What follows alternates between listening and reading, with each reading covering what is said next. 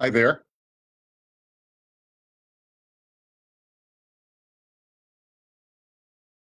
Hi, everybody. It's Daniel Karapkin, and after an absence of about 3 weeks, we are resuming our shiur in Moreh Nevukhim. I thank you for your indulgence while I was away. Um, our study today is going to complete chapter 13.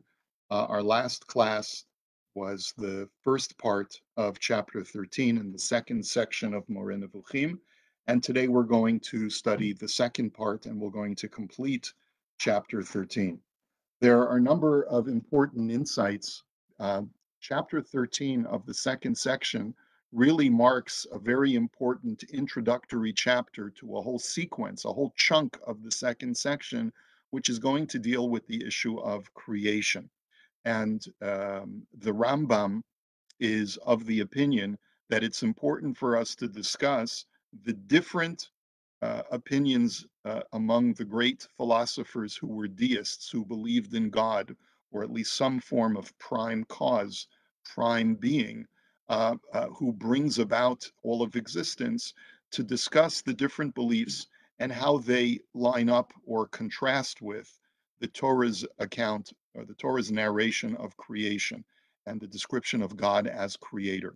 And of course, as we know, the Rambam has told us that belief in God as a creator is so important that it is second only in its importance only to the belief in God's unity, is the importance of the belief in God's um, um, guise as a creator and not someone who just maintains that which has always existed.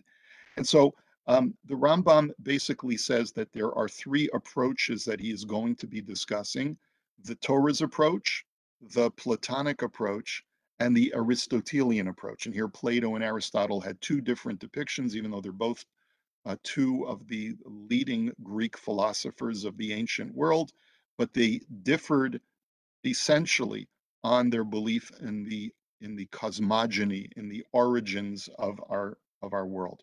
And here's a good point where I think I'm going to bring up my screen so we can take a look at sort of an outline of where we are.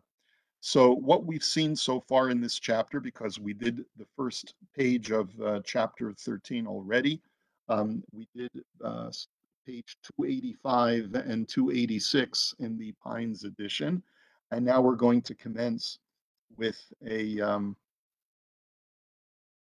sorry, page, let me just correct myself, page 281 and 282.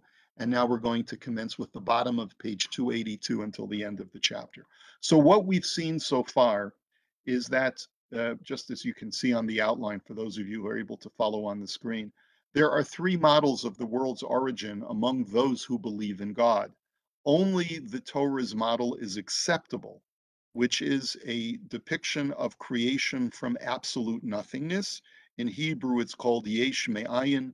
The Latin term, because it was addressed by many Christian theologians as well, is creatio ex nihilo. Okay, so creation from absolute nothingness is an essential belief for the Rambam. The second point that the Rambam wanted to make, and we spent a lot of time in this discussion in our last, when we opened the chapter 13, according to the Torah, not only was space created from nothing, but so was time. Time is a very elusive concept for the human mind, but what we have to appreciate is that when God created all, he not only created space, but he also created time. This will be helpful, as we mentioned, when we try to understand God's system of justice and recompense, because since God exists outside of time, there ultimately is no contradiction between his omniscience and free will. Okay, but we'll get to that at some later point. And the third point that we raised in discussing the Rambam's insistence that the Torah view of creatio ex nihilo is essential is that belief in God as a creator is second in importance only to belief in his unity. And this is what Avraham Avinu, our patriarch Abraham, tried to impart to the other nations in the course of teaching them about God. That's all we've discussed up until now. Now we're going to look at the second opinion, which the Rambam will tell us at the end of this chapter is also an unacceptable view for a Jew to adhere to, which is the Platonic view, which is essentially creation from eternal formless matter. And this is where there's a difference between the Torah's narrative and Plato's narrative. The Torah says that God created the world from absolute nothing, and Plato says that no, there was always pre existent matter that has always existed for all of eternity concurrently with God. And the reason, what forces Plato to make this argument? So the sentence on the bottom of page 282 sums it up. They say that it is absurd, is the way Pines translates it. Ibn Tibon says that it's min hasheker. It would be an absolute inherent falsehood to suggest that God would bring a thing into existence out of nothing. And furthermore, just as you can't cause something to come into existence out of nothing, you also cannot cause something to cease to exist, to go from something to nothing. And if you look at the language of the Rambam, you get the idea that what Plato is driving at is that even God must conform to certain laws of logic and nature.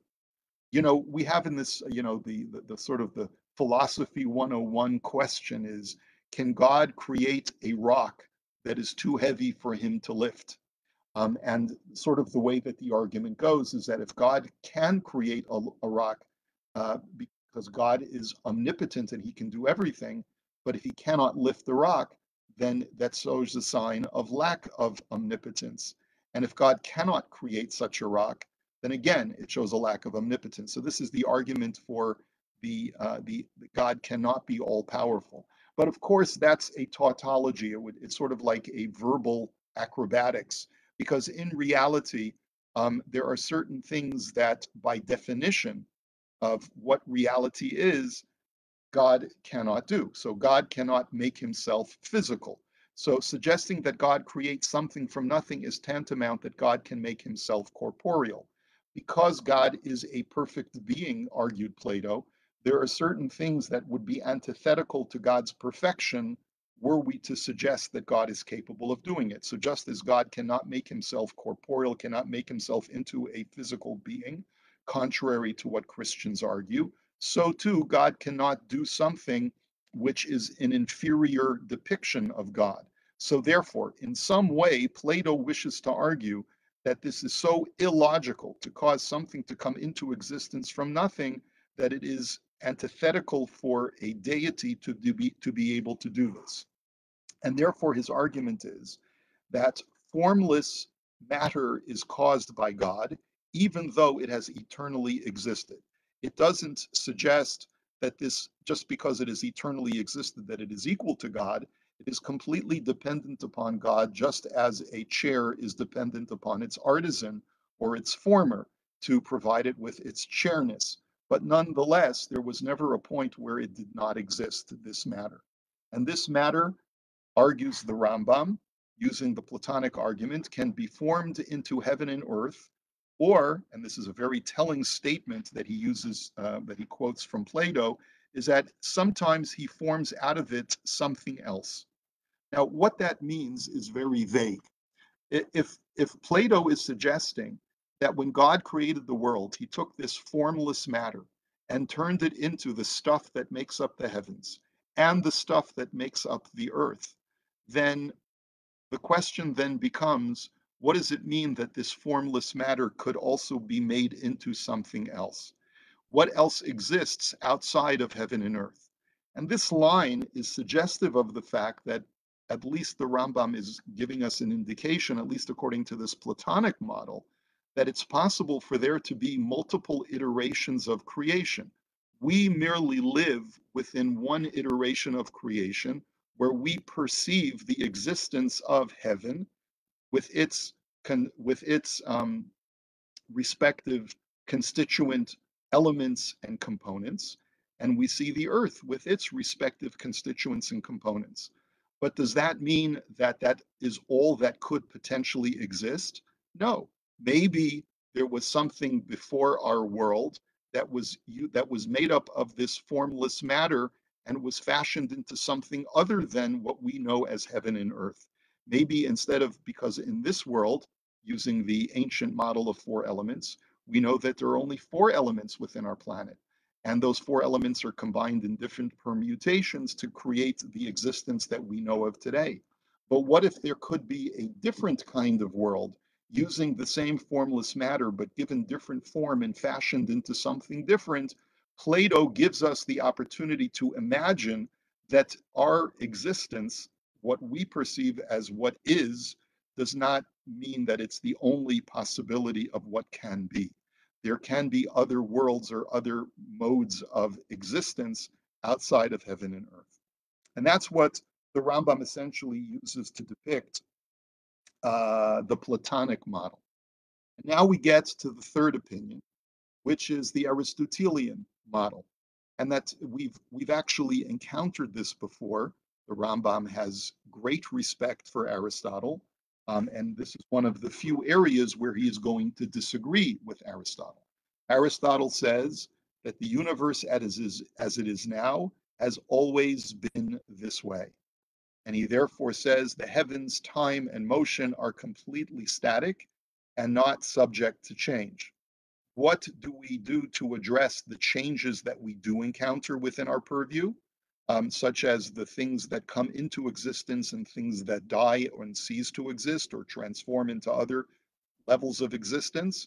So the first thing that Aristotle believed is that the elements that are in the heavens, and we've talked about this earlier in section 2, is made up of a different type of matter that, according to Aristotle, is not subject to any kind of change. It is completely static. Time is completely static. Motion is completely static. These are conditions which never change. The only things given to generation and corruption are the individual components of species in our world, which means that, for example, you could have multiple generations of a certain species of animal, but the initial first matter that gives rise to all of the things that exist in our world and is distributed with different forms and shapes to individual constituent components of one particular dog, one particular human being, one particular rock, one particular flower, one particular tree, and so forth. Those things are subject to change, but there is a static nature to the overall matter of the world. There's what we would call, let's say, a law of conservation of matter that allows one component to transfer and to transform into another component. So therefore, something could be generated, let's say, from the earth. A plant could be generated from flower. A flower could be generated from water and earth that are transformed from a seed into roots, and which grows and draws its growth from certain components of the soil that are transferred into the flower. And then the flower would eventually die, and that flower would then transform itself again back into the soil, and only to give rise to other flowers in the future. So this cycle of life, according to Aristotle, has a certain static aspect to it as well, because there is never a loss of matter, nor is there any newly created matter, only a transference and a transformation from one mode to another. Now, this is a very important point, the point that we're going to get to in 3C, and that is that there is a fundamental difference between the Platonic view and the Aristotelian view. The first point that we made was that the reason why Plato cannot accept a creatio ex nihilo model, which is depicted by the Torah, is because Plato believes that there are certain laws of nature that are demanded of a supreme being to conform to. And therefore, certain laws of physics require, or laws of nature require, that there cannot be something created out of nothing into something. It just simply defies the rules of physics, or even metaphysics, shall we say. But the Aristotelian argument goes beyond that. And the question is, so why can't Aristotle accept Plato? That there was at some time a formless matter that existed eternally, And at one moment historically, God chose to take that formless matter and to form it into what we know as our current existence of heaven and earth. What's wrong with that kind of depiction of creation? Why does Aristotle instead say that the world as it exists today has always been this way? There's like a steady state or a static nature to our universe. And the answer is, if you turn to page 284 in the text, this is a very important and very profound point that the Rambam represents Aristotle as making.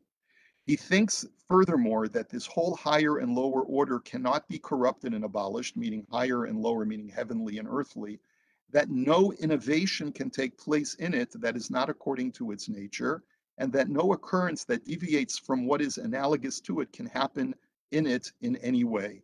He asserts, though he does not do so textually, but this is what his opinion comes to, that in his opinion, it would be an impossibility that will should change in God or a new volition arise in him, and that all that exists has been brought into existence in the state in which it is at present by God through his volition, but that it was not produced after having been in a state of non-existence. And he thinks that just as it is impossible that the deity should become non-existent or that his essence should undergo a change, it is impossible that a volition would undergo a change in him or a new will arise in him. That's a very important point that the Rambam is making. Aristotle essentially argues, even more strongly than Plato, that to suggest that God could at one point decide to bring a world into existence implies a change within God. And God is immutable, completely unchangeable. And therefore, it's illogical to suggest that an unchanging God could at some point say, you know what? I've lived with formless matter up until now. I will now change formless matter into heaven and earth. What causes a change within God to suggest that God would all of a sudden decide that he wants something different? If God, by his very nature, is unchangeable, and that's by definition of his perfection, he is unchangeable, how could you then suggest that at some point in history, God changes his volition, his will? And that's the difference between Plato and Aristotle. For Plato, rules of nature preclude the bringing about of something from nothing. But according to Aristotle, the rules of God's being completely unchanging and immutable, compel us to say that the world as it exists now has always existed in this form, because God would never change volitionally to change the universe so essentially from being formless to formed into heaven and earth. So that's the difference between the Platonic model and the Aristotelian model. Now, while this is a very significant dividing line between Plato and Aristotle, in this chapter, the Rambam is going to play that down actually and say that there is a very strong dividing line between the Torah's narrative of creation in Bereshit and Plato and Aristotle are completely outside the pale. There's really essentially no difference between the two in their level of unacceptability. But really, there is a subtle difference between the two, because, as the Rambam will point out later on in this discussion, we'll have to wait all the way until chapter 25 until we get to that discussion. Um, Plato, from a theological standpoint, is manageable, whereas Aristotle, from a theological point, is unmanageable.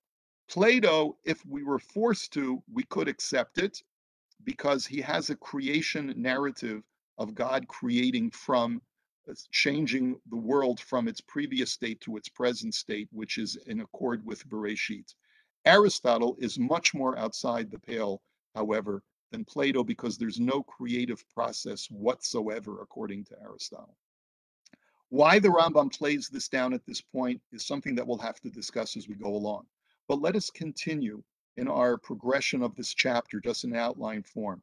We see the Rambam continues and says, we see no point in outlining the cosmogonical views of those who don't believe in a deity. There's no point in us describing the origins of the universe for those who don't believe in God, such as Epicurus and some other Greek philosophers, since we've already demonstrated God's existence. And so the Rambam says, Moreh Nevukhim, the guide for the perplexed, is only for those who believe in God, whose existence has been proven by Aristotle and other great philosophers who are deists.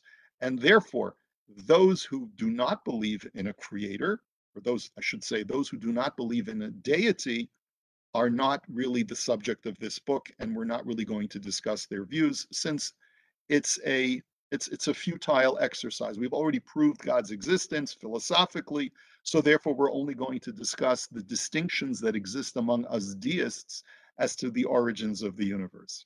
Number 5, there's also no point in defending the Platonic view, since it too subscribes to a belief in something eternal accompanying God, and we believe that God is the unitary being that predates anything before creation. And by contrast, we of the Torah are called upon, even as an obligation, to believe in a God who creates ex nihilo, and we will explain in the following chapters Aristotle's view and what brought him to this belief. And clearly, you see that the way the Rambam ends this chapter, he has a great amount of deference and respect to Aristotelian views. And therefore, whenever he finds something that is irreconcilable with the Torah, he feels that he must address it and discuss why he must reject that Aristotelian particular idea. Now, I just want to get back to this point of we of the Torah are called upon, even as an obligation, to believe in a God who creates ex nihilo.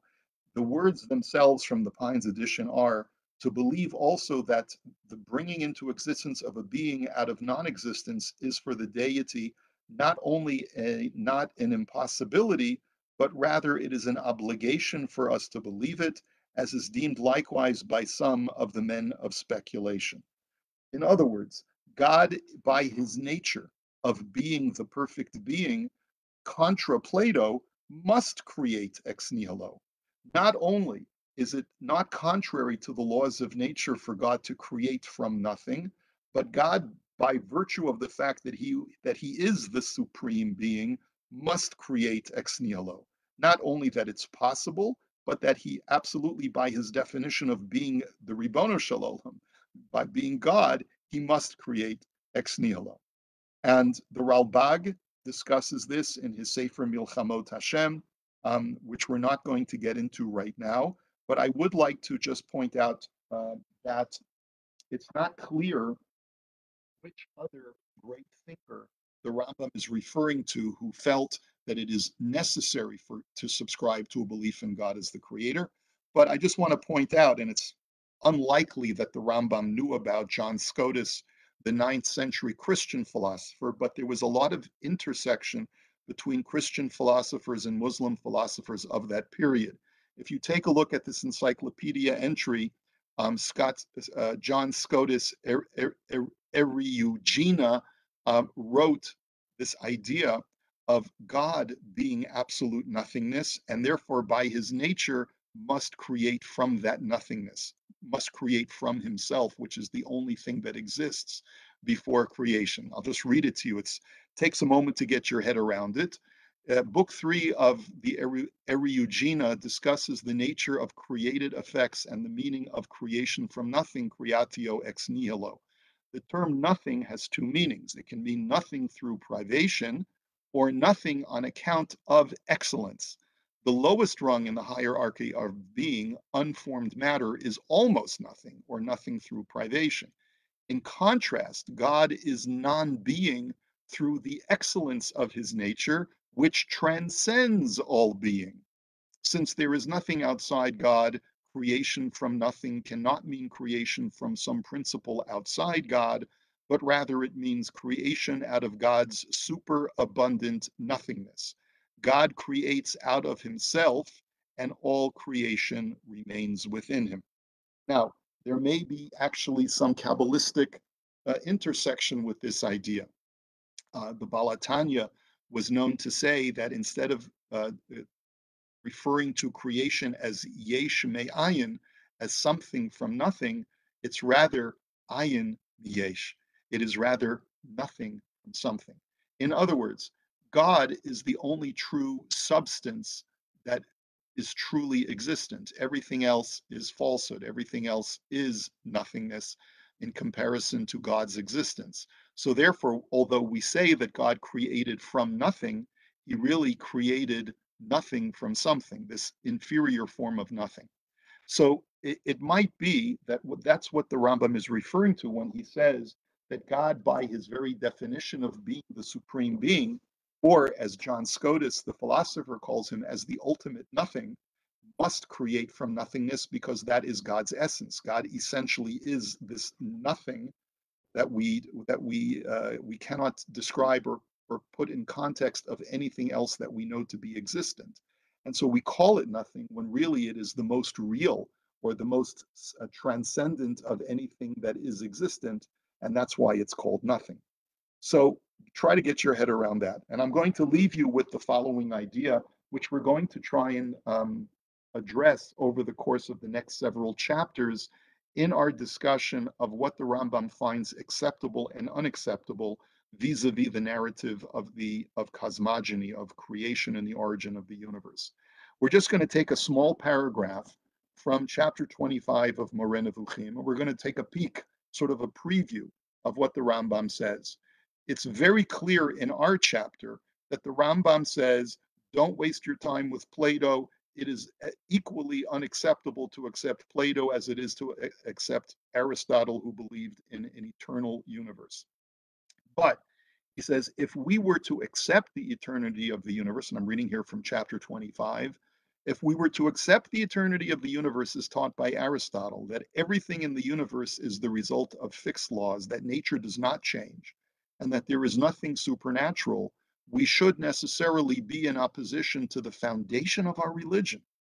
We should disbelieve all miracles and signs, and certainly reject all hopes and fears derived from Scripture unless the miracles are also explained figuratively. And here the Rambam explains to us what is at stake if we accept Aristotle. Aristotle's belief of an eternal universe is predicated on the fact that God essentially does not change, and therefore God has no volition. Well, if God is a non volitional God, then how does God create miracles or do any changes within the course of existence? How can that be? So it must be that there are no miracles, that nothing changes, and everything continues as it always has for all of eternity. The allegorists among the Mohammedans, among the Muslims, have done this and have thereby arrived at absurd conclusions. If, however, we accepted the eternity of the universe in accordance with the second of the theories which we have expounded and assumed with Plato, that the heavens are likewise transient, meaning that they can be transformed from formless matter into heavenly or earthly matter, we would not be in opposition to the fundamental principles of our religion. This theory would not imply the rejection of miracles, but on the contrary would admit them as possible. The scriptural text might have been explained accordingly, and many expressions might have been found in the Bible and in other writings that would confirm and support this theory. In other words, if it were necessary, that is, if it were proven that the Platonic depiction of creation is correct, then we would have been able to reinterpret scripture in order for it to conform to the Platonic view of formless matter being created into heaven and earth. But, he says, and furthermore, the Platonic view allows for a volitional God. And as such, it does not contradict the basic premises of our faith that God is a God of volition who acts and reacts to the behaviors of mankind and brings miracles and so forth. But there is no necessity for this expedient so long as the theory has not been proved. As there is no proof sufficient to convince us, this theory need not be taken into consideration, nor the other one. We take the text of the Bible literally and say that it teaches us a truth which we cannot prove, and the miracles are evidence for the correctness of our view. Because Plato has not been proved, and because the Torah's account of creatio ex nihilo has not been proved, we should take the more reliable attestation of the Bible and use that as our working model, since we have no reason to reinterpret it to conform to the Platonic view. And both the Platonic view and the biblical view both allow for the advent of miracles into the human experience, and therefore everything works out well. What you see from here is a shift from what the Rambam has written in chapter 13, our chapter, and what he writes at the end of this discussion in chapter 25. There has been a lot of discussion among those who believe, such as Leo Strauss, who believe in an esoteric aspect to the Rambam's writing. That is to say that the Rambam was trying to conceal what he really believed because he may have harbored some views that would be viewed as heretical by mainstream Judaism. And they use this as one of the pointers, as one of the examples of where the Rambam sort of shifts his view. In chapter 13, he takes a very hardline stance against the Platonic view and says it is completely outside the pale of acceptability. And yet later on in chapter 25, he says, we could make that work. That's an acceptable view. You're not outside the camp, so to speak. You're not michutz lamachane if you accept the Platonic view of primordial formless matter that was used as the basic building block of our existence. However, there's no reason to, right? So it's a very, very different attitude towards the Platonic view of creation. Why the Rambam shifts in this way is not that clear. However, as Herbert Davidson has written, this doesn't really indicate that the Rambam is secretly harboring any kind of heretical views. It may just simply mean that initially he wants to be very clear that we accept the account of creation and anything else is really is really unacceptable because there's no compelling reason for us to accept the Platonic view. But in chapter 25, he wishes to sort of tweak that just a little bit to do the fine tuning on that idea and tell us that the reason why we reject Plato is not because it's theologically unacceptable, but rather there's no reason to bend scripture to make it conform to something that's outside the literal, the pashut pshat, the literal meaning of the text, because Plato has never been proved. Okay, much more to discuss that we'll cover as we go through the ensuing chapters that lead up to chapter 25, and I look forward to studying those with you in the next few weeks. Okay, have a wonderful rest of the week and we'll see you soon.